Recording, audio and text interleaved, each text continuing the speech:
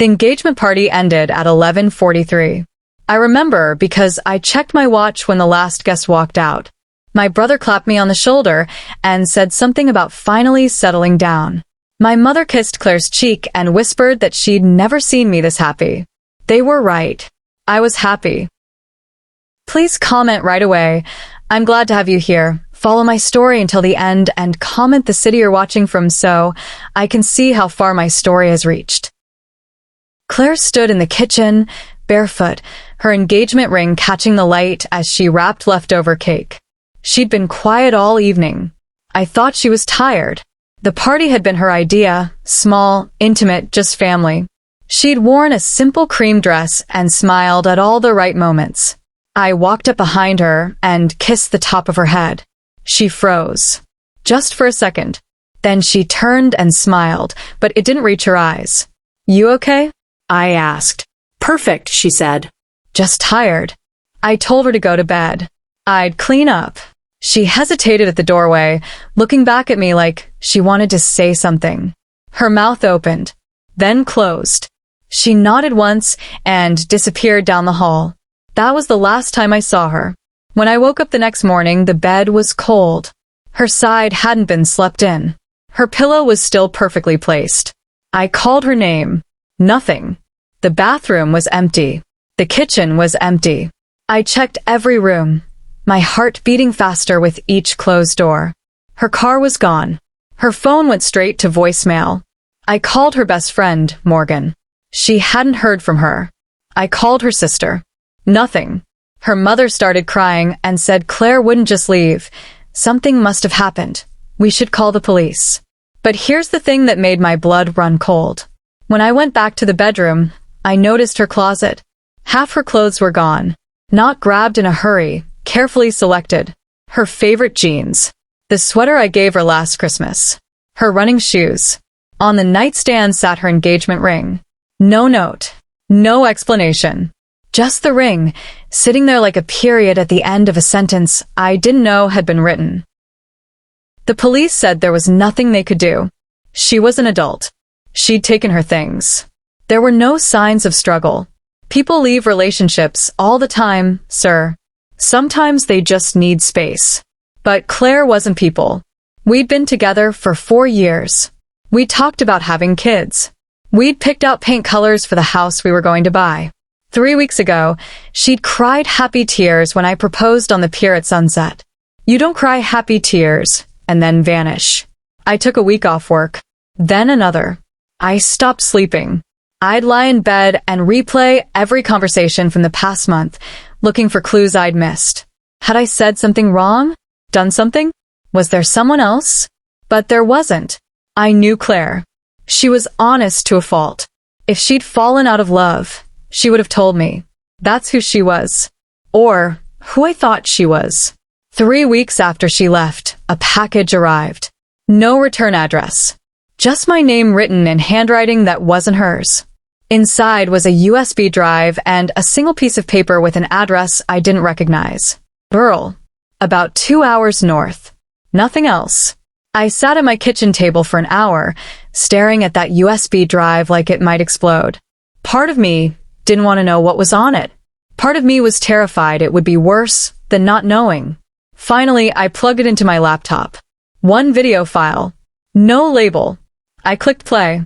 The video was dark and shaky, filmed on someone's phone. It took me a second to realize it was security footage, the kind from a doorbell camera. The timestamp read 3 months ago. May 14th. The location loaded at the bottom. An address in the city. I didn't recognize it. Then I saw her. Claire. She walked up to a house I'd never seen before. She looked over her shoulder twice before knocking. The door opened, and a man appeared. He was tall. Older than me, maybe mid-40s. Dark hair going gray at the temples.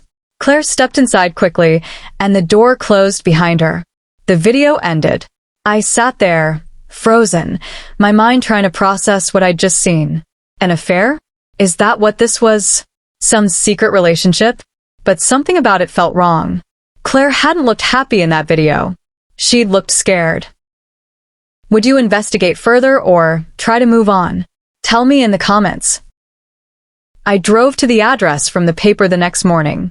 2 hours north turned into 3 because I got lost twice on back roads that barely qualified as roads. The GPS kept losing signal. By the time I found the place, the sun was starting to set behind the mountains. It was a small cabin, isolated, surrounded by pine trees that seemed to swallow sound. Her car was parked outside. My hands were shaking as I walked up to the door. I'd rehearsed what I'd say 100 times on the drive up.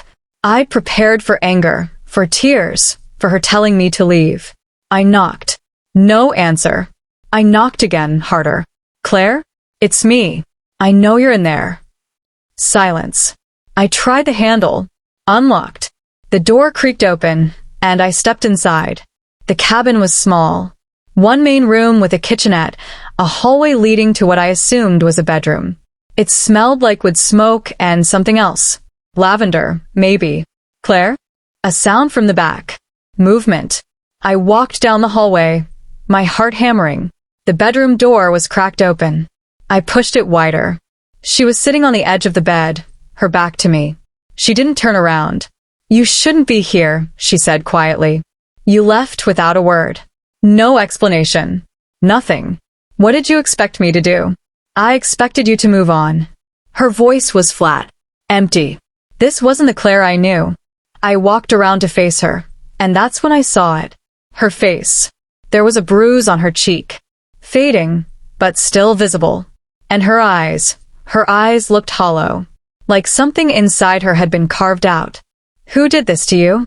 I asked, my voice barely above a whisper. She looked away. Claire. Tell me. You need to leave, she said again. Forget you found me. Go home.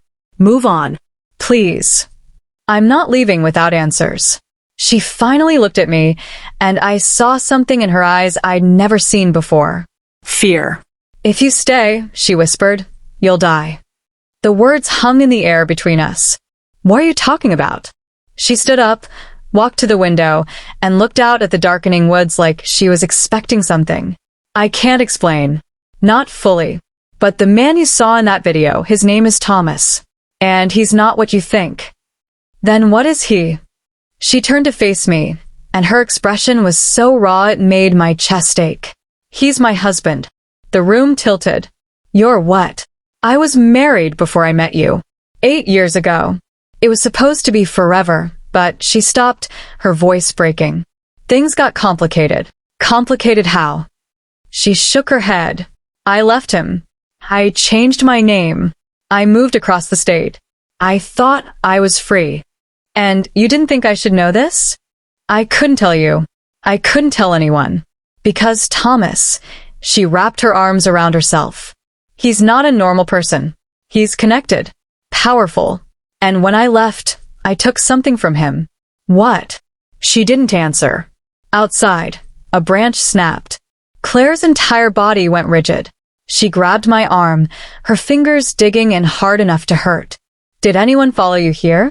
No, I don't think. You don't think, or you know? Another sound. Closer this time. Claire moved fast. She grabbed a bag from under the bed, already packed, and thrust it into my hands. There's a back door through the kitchen. You're going to go out, get in your car, and drive away. Don't stop. Don't come back. I'm not leaving you here. You don't have a choice. Like hell I don't. The front door exploded inward. What would you do in this situation? Fight or run? 3 men walked in. They wore dark clothes. No masks. That's how I knew we were in real trouble. They didn't care if we saw their faces. The one in front was Thomas. I recognized him from the video. Up close, he was bigger than I'd thought. Cold eyes that swept the room and landed on Claire. Hello, sweetheart, he said. His voice was smooth. Almost kind. That made it worse. Claire stepped in front of me. He has nothing to do with this. Let him go. Thomas smiled. You know I can't do that. You brought him into this when you ran. Again. I was never yours to keep. That's where you're wrong. He took a step closer. You made a promise. 8 years ago. For better or worse. And then you stole from me.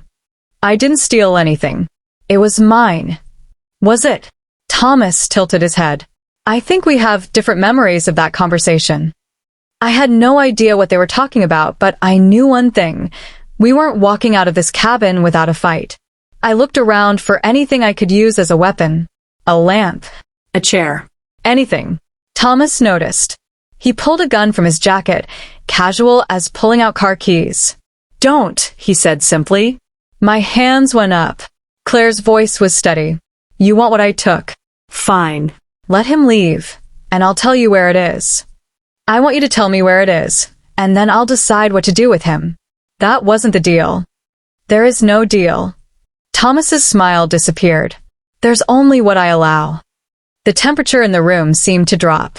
Claire reached into her pocket slowly and pulled out a folded piece of paper. She held it up. This is an insurance policy. Locations. Names. Dates. Everything you've done for the past decade. If anything happens to me or him, it goes to the FBI, the state police, every news outlet I could think of. Thomas laughed. Actually laughed. You think that scares me? I have lawyers who eat the FBI for breakfast. Maybe. But your business partners don't. And when they find out you've been skimming from them, documented with proof. She let the implication hang. The two men behind Thomas shifted uncomfortably. Thomas's jaw tightened. Where is it? Let him walk out that door first. Not happening. Then you get nothing. They stared at each other. I could see the calculation happening behind Thomas's eyes. Whatever Claire had taken, whatever information she'd gathered, it was valuable enough that he couldn't just kill us both. Not yet, anyway. Finally, Thomas lowered the gun. Slightly. You have 5 minutes to tell me where it is. Then I decide who lives and who doesn't. Claire glanced at me, and in that look, I saw something that broke my heart. Goodbye. She was going to give him what he wanted, and she knew he'd kill us anyway. I couldn't let that happen. So I did the only thing I could think of. I ran. Not out the door. Not away from danger. Straight at Thomas. I'm not a fighter. I played baseball in high school, and that's about it. But desperation makes you stupid and fast at the same time. I hit Thomas like a linebacker, driving my shoulder into his chest. The gun went off, deafening in the small cabin, and we crashed into the wall. One of the other men grabbed Claire. She screamed and drove her elbow back into his face. Blood exploded from his nose. Thomas tried to bring the gun around, but I grabbed his wrist and slammed it against the wall until he dropped it. He was stronger than me, though. Older but solid muscle. He threw me off, and I hit the kitchen counter hard enough to see stars. Claire had the gun. She pointed it at Thomas with both hands, her whole body shaking. Don't move, she said. Everyone froze. Thomas slowly raised his hands, but he was smiling. You won't shoot me, he said. You couldn't 8 years ago, and you can't now. Try me. If you pull that trigger, they'll find you. My people. And it won't be quick. Claire's hands were shaking so badly, I thought she might drop the gun. I got to my feet, every muscle screaming, and moved next to her. We're leaving, I said. Back away from the door. Thomas didn't move. This doesn't end here. You know that. Maybe not. But it ends tonight. I took the gun from Claire, gently, carefully, and kept it pointed at Thomas while we backed toward the kitchen. Toward the back door Claire had mentioned. The two other men looked at Thomas for instruction. He gave the slightest shake of his head. We made it to the back door. Claire opened it. Cold night air rushed in. And then Thomas said something that made my blood freeze. Tell him the rest, Claire. Tell him why you really left. Claire stopped. Tell him about the baby. We ran. Through the woods behind the cabin, branches whipping at our faces, the sound of shouting behind us. I held Claire's hand so tight, I thought I might break it, but I couldn't let go. We made it to my car. I threw her in the passenger seat and gunned the engine before my door was even closed. Headlights appeared in the rear-view mirror. I pushed the gas pedal to the floor. The back roads were a nightmare in the dark. No streetlights. No other cars. Just endless curves and my headlights trying to cut through the blackness. Take the next left, Claire said. Her voice was surprisingly calm. That's not the way we came. I know. Trust me. I took the turn. The road got narrower, rougher. The headlights behind us fell back, then disappeared. We drove for another 30 minutes before Claire told me to stop. We were in the middle of nowhere, surrounded by empty farmland. I killed the engine. Silence. We sat there, both of us breathing hard, the adrenaline still pumping.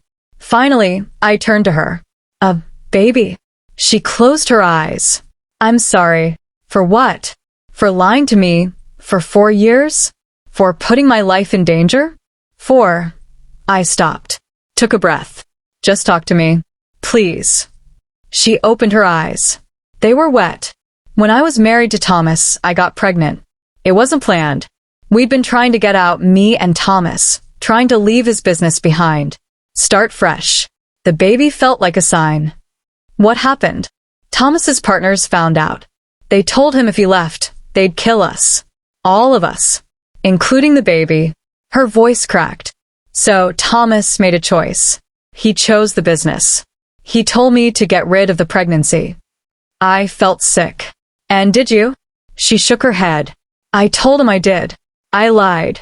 I waited until I was far enough along that it was too late, and then I ran. Changed my name. Moved. Found a doctor who didn't ask questions. Where's the baby now?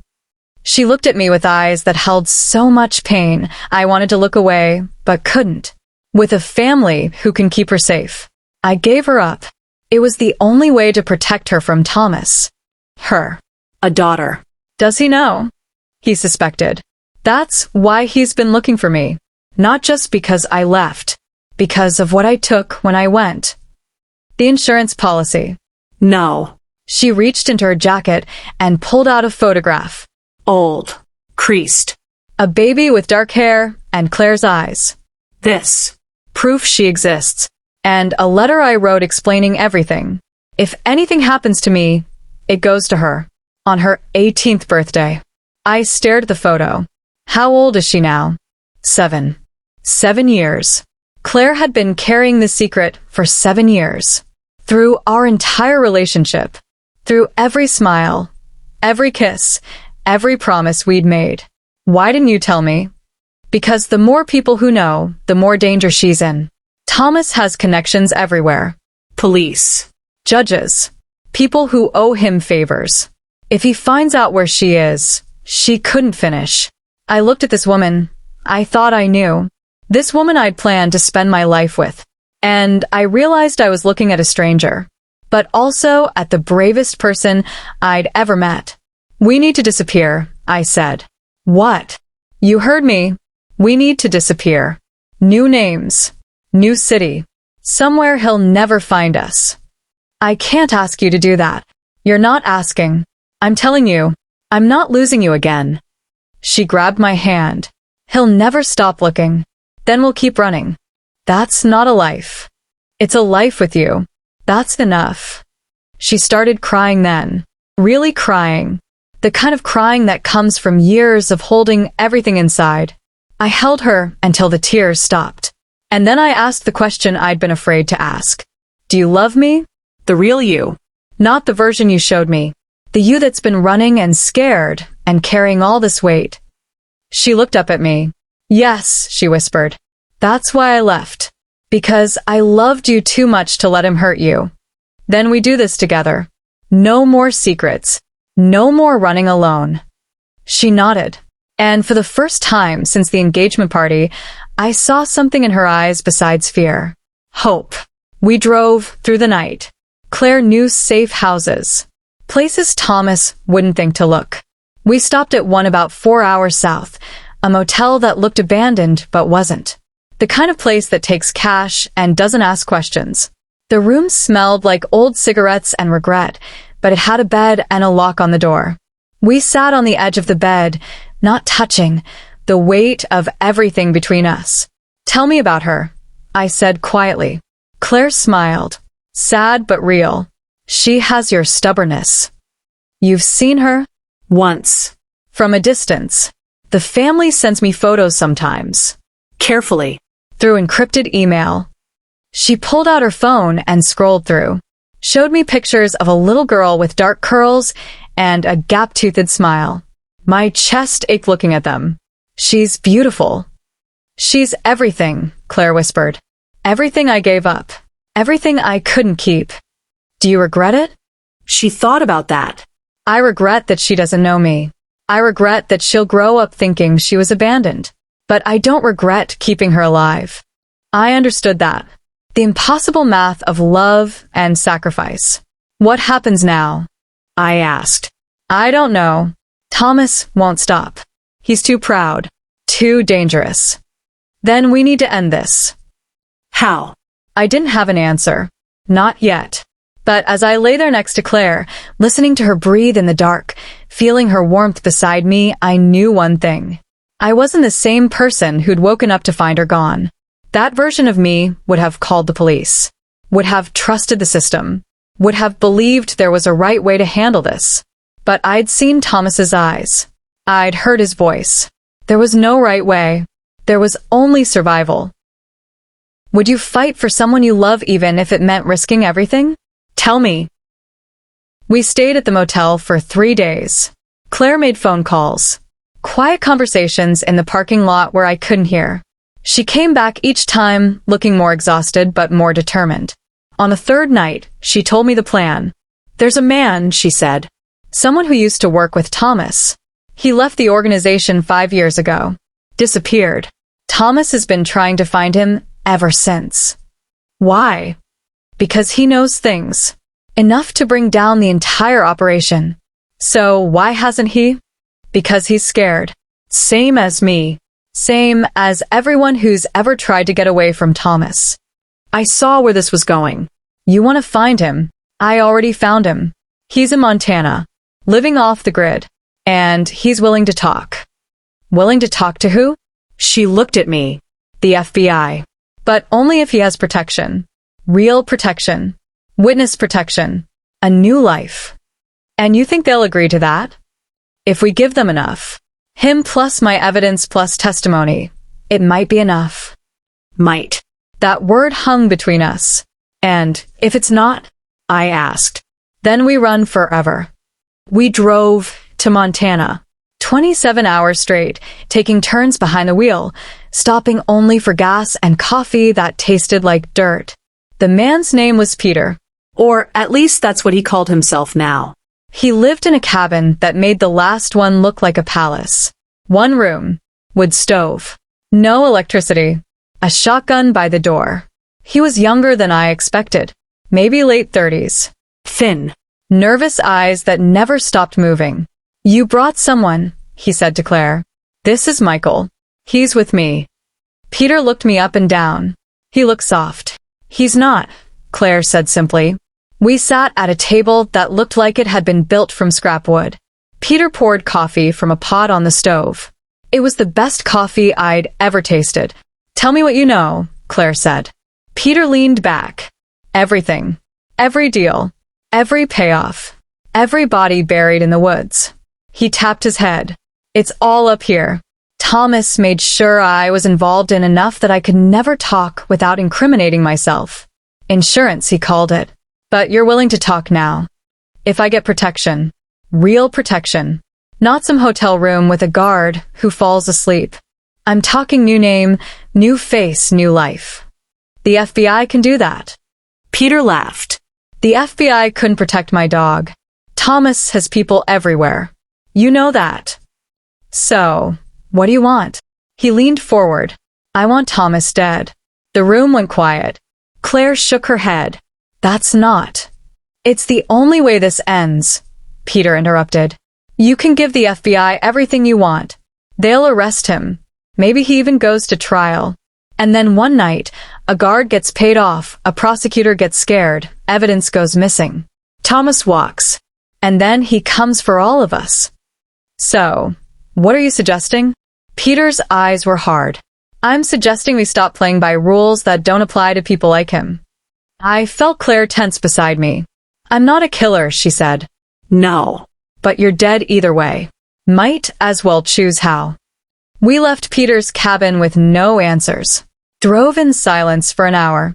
Finally, Claire spoke. He's right. About what? About the system.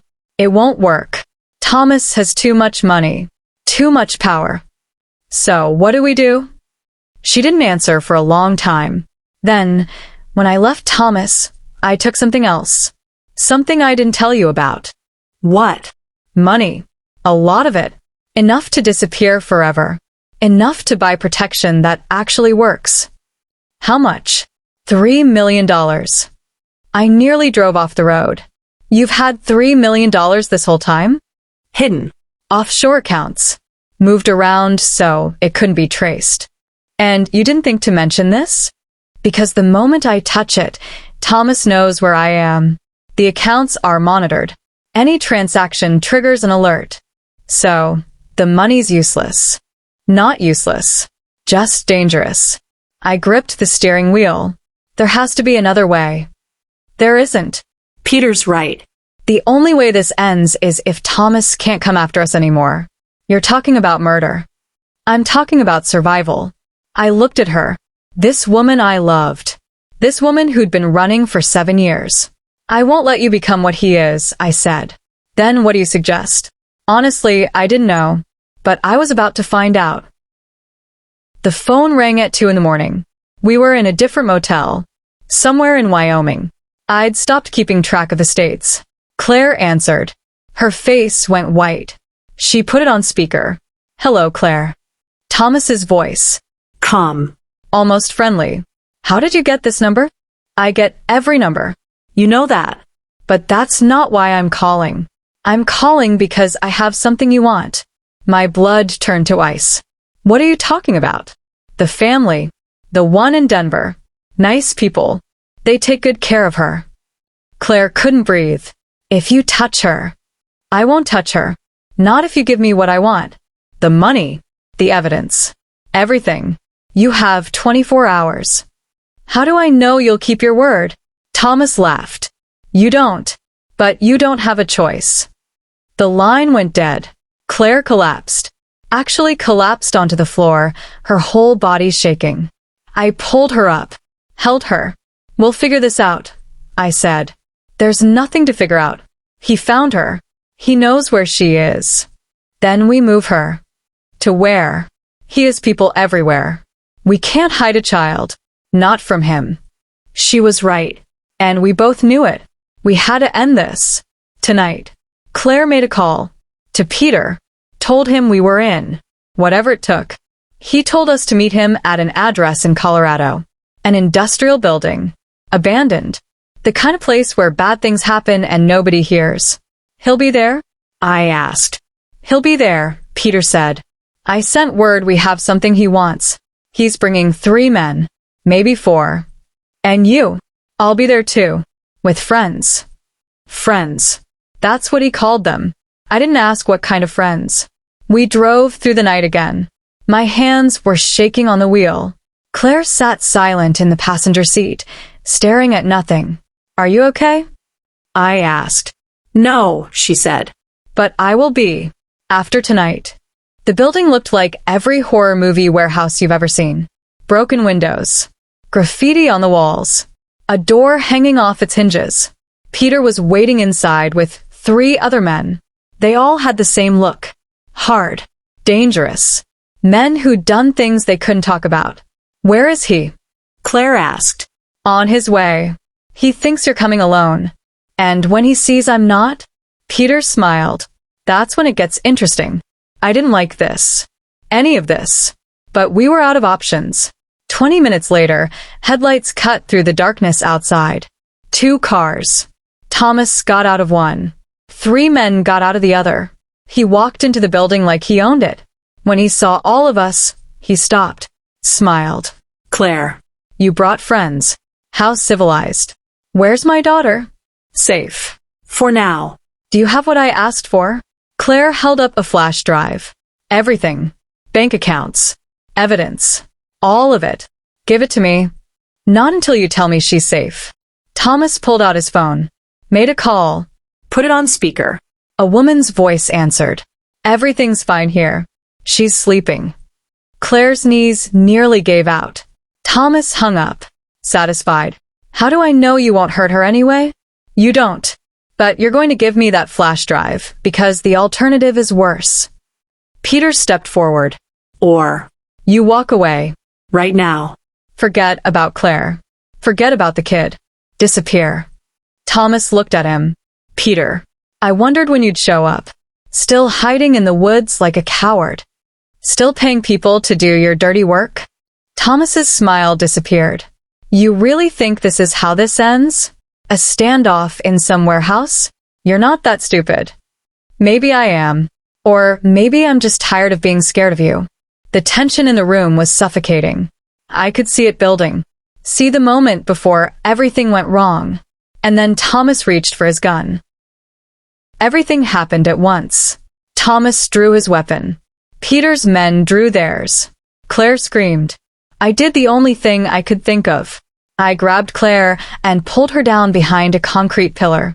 Gunfire erupted. The sound was deafening. Bullets ricocheted off metal and concrete. Glass shattered. I covered Claire with my body, waiting for the bullet that would end it. It didn't come. The shooting stopped as suddenly as it started. Silence. Then groaning. Someone was hurt. I looked around the pillar. Peter was down, bleeding from his shoulder. 2 of his men were on the ground, not moving. Thomas's men were retreating to the cars. And Thomas was standing in the middle of the warehouse, his gun pointed at us. Come out, he said calmly. Both of you. We didn't move. Come out, or I make a phone call, and her daughter dies. Claire stood up slowly. I tried to pull her back, but she shook me off. Let him go, she said. This is between us. No, Thomas said. He's part of this now. You made sure of that. I stood up beside her. Thomas looked at us. His face was calm, almost sad. You know what the problem is, Claire? You still think there are good options. Clean endings. But there aren't. There's only power. And I have more of it than you. Then why haven't you killed us already? Because I loved you, he said simply. Once. A long time ago. And I wanted to give you a chance to end this the right way. What's the right way? You come back. You forget about him. Forget about the child. We start over. Claire laughed. Actually laughed. You're insane. No. I'm practical. This. He gestured around the warehouse. This is messy. Expensive. I don't like messy. I'm not coming back. Thomas sighed. I thought you'd say that. He raised the gun. Pointed it at me. Then I'll take away what you love. Just like you did to me. Time slowed down. I saw his finger tighten on the trigger. Saw Claire's face as she realized what was about to happen. Saw her move. She stepped in front of me. No, I screamed. The gun went off. Claire stumbled backward into my arms. Blood spread across her chest. No, no, no, no, no. I was saying, but I couldn't hear my own voice. Thomas stood there, the gun hanging at his side, looking at Claire like he'd just broken his favorite toy. Why did you do that? He whispered. Claire looked up at me, smiled, blood on her teeth. Because, she said, her voice barely audible, he's worth saving. I pressed my hands against the wound, trying to stop the bleeding, but there was so much blood. Stay with me, I said. Please. Stay with me. Her hand came up and touched my face. The account number, she whispered. In my phone. Password is her birthday. Take it. Take her. Run. I'm not leaving you. You have to. Sirens in the distance. Someone had called the police. Thomas heard them too. He looked at his men. We're leaving. What about? One of them started. Leave her. They ran for the cars. Thomas looked back one last time. At Claire. At me. Then he was gone. The ambulance arrived 7 minutes later. 7 minutes of me holding Claire, whispering that she was going to be okay, that we'd get through this together, that I loved her. 7 minutes of her blood soaking into my shirt. 7 minutes of wondering if this was how it ended. The paramedics pulled me away from her, loaded her onto a stretcher. Her eyes were closed. I rode in the ambulance, holding her hand, watching the monitors beep and flash.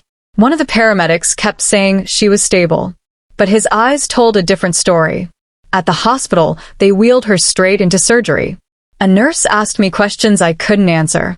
Insurance, next of kin, medical history. I knew nothing. After 4 years together, I knew nothing about the real Claire. I sat in the waiting room for 6 hours. Police came, asked questions. I told them everything. About Thomas, about the money, about the daughter I'd never met. They wrote it all down with expressions that said they'd heard it before and didn't believe half of it.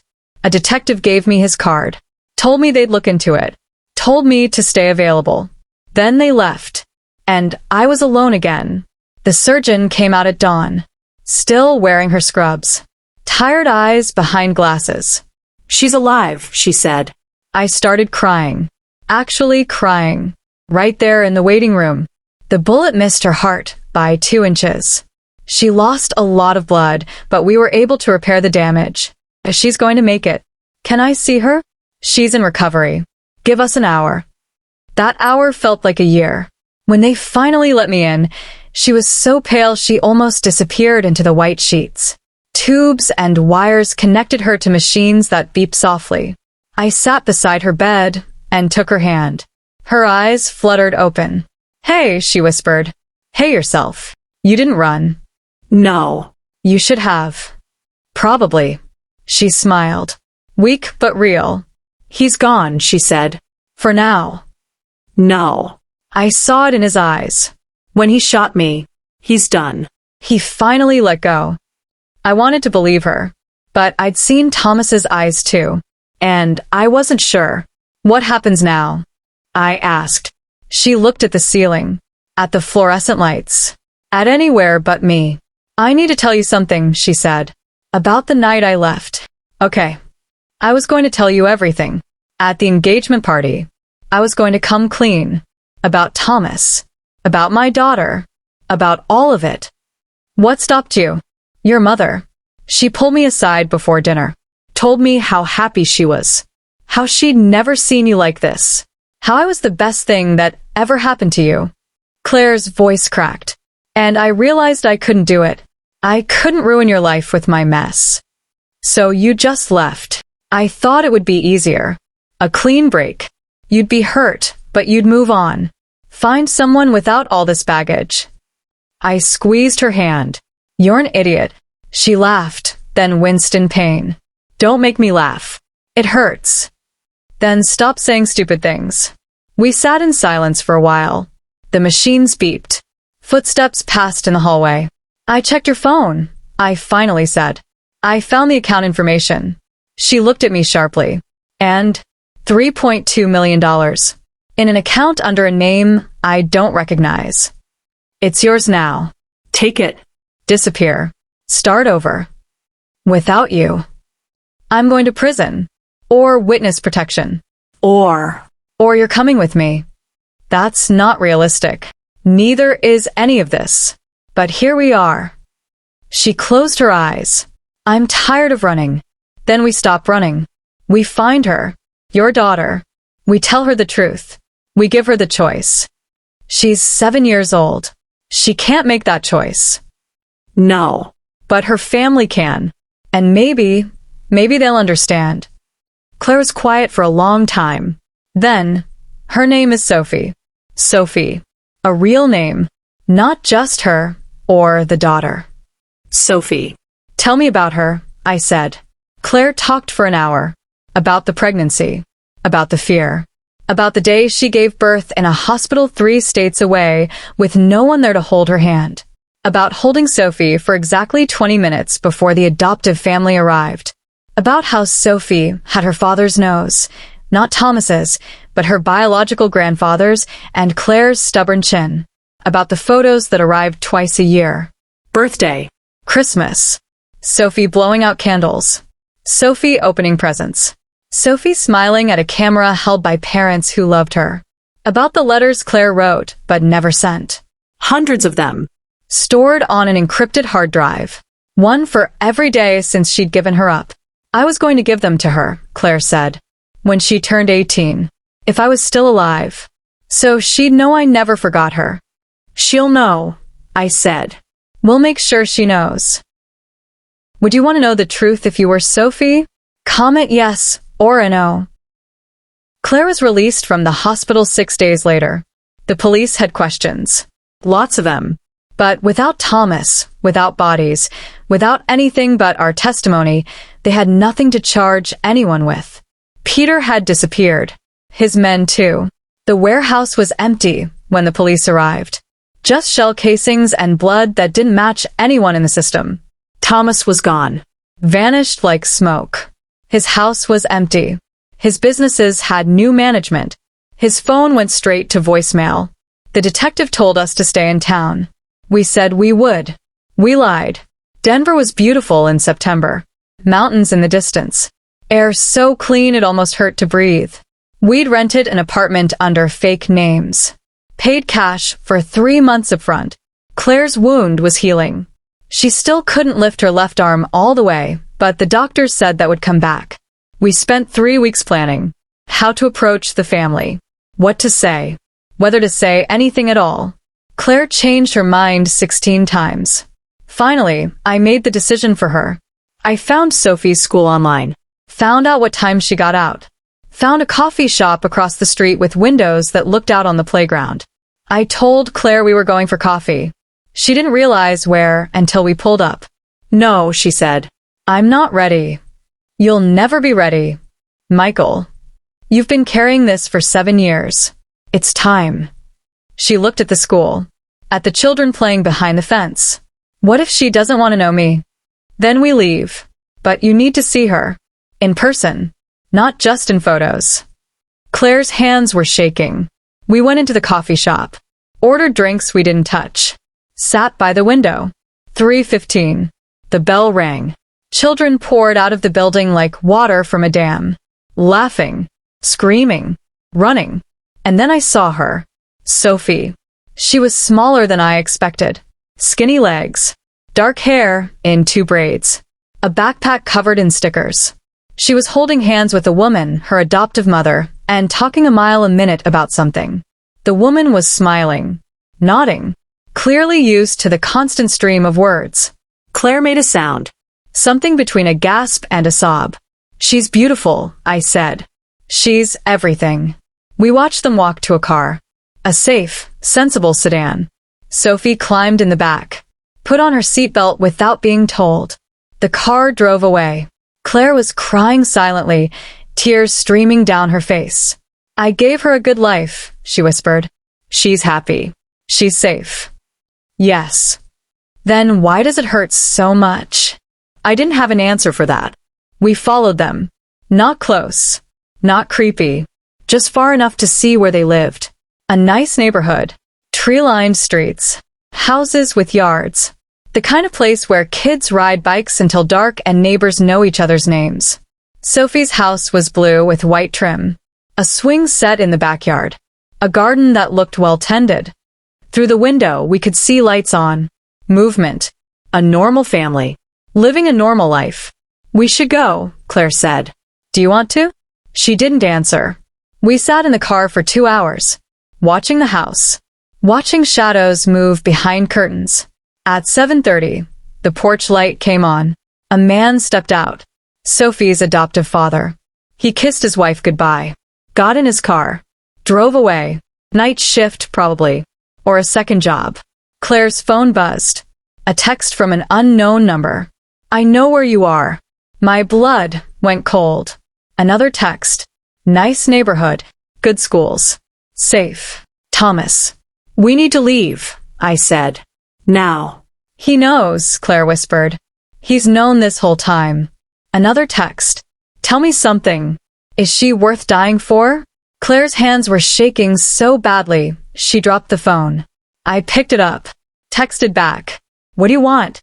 The response came immediately. Meet me. Alone. Or I burn that pretty blue house to the ground. An address. An abandoned parking garage downtown. Midnight. No, Claire said. It's a trap. Of course it's a trap. Then we go to the police. And tell them what? That we're being threatened by a man they can't find? By the time they get here, he could... I stopped. Couldn't finish. Claire looked at the house. At the warm lights. at the life she'd given up. I'll go, she said. No. It's me he wants. It's always been me. We go together. Or not at all. She looked at me. Really looked at me. Why are you still here? She asked. You could have walked away 100 times. I know. So, why didn't you? I thought about that. About the engagement party that felt like a lifetime ago. About the woman I thought I knew and the woman I discovered. Because, I said, love isn't about knowing everything. It's about staying when you find out. She kissed me then. Soft. Careful of her wound. If we do this, she said, we do it smart. Agreed. And if something happens to me, nothing's going to happen to you. But if it does, promise me you'll tell her. Sophie. Tell her I loved her. Every single day. I promise. The parking garage was exactly the kind of place where people die in movies. Dark. Empty. Concrete pillars casting long shadows. We arrived at 11:45. Parked on the first level. Engine running. Both doors unlocked. Escape routes planned. Thomas's car was already there. Top level. We could see him standing by the edge, looking out over the city. Alone. Where are his men? Claire whispered. I don't know. We got out slowly.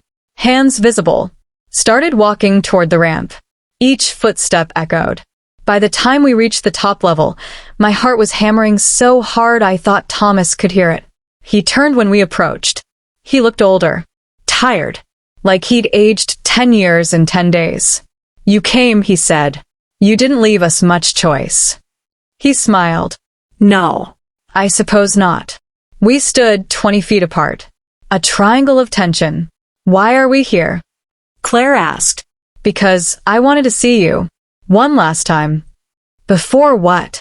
Thomas reached into his jacket. I tensed, ready to run or fight or both. But he pulled out an envelope. Not a gun. He tossed it toward us. It landed at Claire's feet. What is this? She asked. Annulment papers. Signed. Dated. Legal. Claire picked them up. Opened them. Scanned the pages. Why? Because you were right. That night in the warehouse. When you stepped in front of him. Thomas's voice cracked. I saw it. What you felt for him. What I'd lost a long time ago. I don't understand. I'm letting you go. For real this time. Claire shook her head. You expect me to believe that? After everything? No. I don't expect you to believe anything. But it's true. He looked at me. Take care of her. Better than I did. What about Sophie? Claire asked. Thomas's expression softened. She's not my daughter. She never was. The tests came back years ago. Turns out you got pregnant after you'd already left me. After you'd found someone else. Claire's face went white. That's not. It's okay. I'm not angry. Not anymore. He looked back at the city. She deserves better than me. Better than both of us, maybe. So that's it? You just walk away? That's it. I don't believe you. Thomas finally looked at her. Really looked at her. You know what I've learned, Claire? Power doesn't mean anything if you're alone. Money doesn't matter if there's no one to spend it with. I built an empire on fear. And in the end, I'm just a man standing in a parking garage, saying goodbye to the only person I ever loved. He turned and walked toward his car. Thomas, Claire called. He stopped. Why did you really shoot me? He was quiet for a long time. Because I couldn't shoot him. Because killing you is easier than watching you love someone else. He got in his car. Goodbye, Claire. The engine started. He drove down the ramp. And then he was gone. We stood there in the silence, not quite believing it was over. Do you think he meant it? I asked. I don't know, but I think he believes he did. We walked back to our car. Got in. Sat there. What now? I asked. Claire looked at the annulment papers in her hands. Now, she said, we go back to that blue house. And we knock on the door. And we tell the truth. We waited until morning, sitting in our car down the street from the blue house, watching the sun come up over the mountains. At 7:30, lights came on inside. At 8:15, Sophie came outside in her school uniform. She looked so small, so innocent. Her adoptive mother, her real mother in all the ways that mattered, kissed her forehead and walked her to the bus stop. We waited until Sophie was gone. Then we got out of the car. Claire's hands were shaking as we walked up the driveway. "What if they call the police?" she whispered. "Then they call the police. What if they hate me?" "They won't. You don't know that." No. "But we're doing this anyway." I rang the doorbell. Footsteps inside. The door opened. Sophie's mother stood there. Late 30s. Kind eyes. The kind of face that made you trust her immediately. She looked at Claire. Then at me. Recognition dawned slowly. "Oh my God," she whispered. "Hi," Claire said. Her voice was barely audible. "My name is Claire. I know who you are." Silence. "Can we talk?" I asked. She hesitated, then nodded, stepped aside. We walked into a house that smelled like coffee and breakfast and home. Family photos on the walls. Sophie, at every age, smiling, growing. We sat in the living room. Sophie's mother, her name was Janet, sat across from us, her hands folded in her lap. "I've been expecting this," she said quietly. "You have?" Claire asked. "For 7 years. Since the day we brought her home. I knew someday you'd come." "I'm not here to take her away." Janet's eyes filled with tears. "Then why are you here?" Claire pulled out the flash drive. The one with all the letters. "I'm here to give you these. Letters I wrote to Sophie. One for every day since she was born. I wanted," her voice broke. "I wanted her to know I didn't forget her." Janet took the flash drive with shaking hands. "Does she know?" Claire asked. "That she's adopted?" "Yes." "We told her when she was 5. She asks about you sometimes." "What do you tell her?" "The truth. That her birth mother loved her very much. That she made the hardest decision anyone can make. That she's a hero." Claire started crying. Silent tears that broke my heart. Janet moved to sit beside her, put her arm around her shoulders. "Thank you," she whispered, "for giving us Sophie, for trusting us with her. Thank you for loving her, for giving her everything I couldn't." They sat like that for a while. 2 mothers, 2 different kinds of love. Finally, Janet pulled back. "Do you want to meet her? Properly?" Claire's eyes went wide. Would that be okay?" "I think it would be more than okay." We waited at the bus stop that afternoon. Janet had called the school, arranged for Sophie to come home early. When the bus pulled up, Sophie climbed out, looking confused. She saw her mother, then saw us. Janet knelt down. "Sophie, sweetheart, there are some people I want you to meet." Sophie looked at Claire, really looked at her. "You have my chin," she said. Claire laughed through tears. "Yeah, I do." "Are you my birth mom?" "Yes." Sophie thought about that. "Okay." "Just okay." Like it was the most natural thing in the world. "Do you want to get ice cream?" Claire asked. "The 4 of us?" Sophie looked at Janet. Janet nodded. "Okay," Sophie said again. "But I like chocolate, not vanilla." "Me too," Claire said. And just like that, we were walking to the car. The 4 of us. This strange, impossible family. At the ice cream shop, Sophie asked questions. "Why did you give me away?" Claire told her the truth. In simple words. About being young and scared. About wanting her to be safe. "Did you ever think about me?" "Every single day." "Did you love me?" "More than anything in the world." Sophie ate her ice cream thoughtfully. "I love my mom and dad," she said. "The ones who raised me." "I know. And I'm so glad you do. But I think I have room to love you too, if that's okay." Claire couldn't speak. She just nodded. Sophie reached across the table and took her hand. "Don't be sad," she said. "You made a good choice. I'm happy." And in that moment, looking at this 7-year-old with wisdom beyond her years, I understood what Claire had done. She hadn't given up her daughter. She'd given her everything. We live in Denver now. in a small apartment with windows that look out at the mountains. Claire works at a bookstore. I do freelance work from home. We see Sophie twice a month. Sometimes at the park. Sometimes for dinner. Sometimes just ice cream. Her family, Janet and her husband David, they've become our family too. It's complicated. It's messy. It's perfect. Claire still has nightmares sometimes. About Thomas. About the warehouse. About the moment she stepped in front of that bullet. But they're getting less frequent. Last week she got a letter. Postmarked from somewhere in South America. No return address. Just 3 words inside. You were right. She burned it immediately. Some chapters need to stay closed. Thomas is gone. Really gone this time. His empire collapsed. His associates scattered. We're free. The annulment went through. Claire's name is her own again. Last month, I asked her to marry me. Again. This time, she said yes immediately. This time, she didn't run. We're getting married in the spring. Small ceremony. Just family. Sophie's going to be the flower girl. She's very excited about the dress. People ask me sometimes if I regret it. Getting involved. Chasing after her. Risking everything for someone who'd lied to me. I tell them no. Because here's what I learned. Love isn't about perfect people making perfect choices. It's about imperfect people choosing each other anyway. Claire isn't the woman I thought she was when I proposed the first time. She's better. She's braver. She's real. And every morning when I wake up next to her, when I see her breathing beside me, alive and here and mine, I know I made the right choice. She left without a word after the engagement. But she came back with a lifetime of truth. And that was worth everything. What did you think of this story?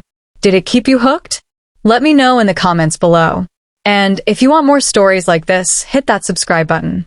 Thanks for watching. The end.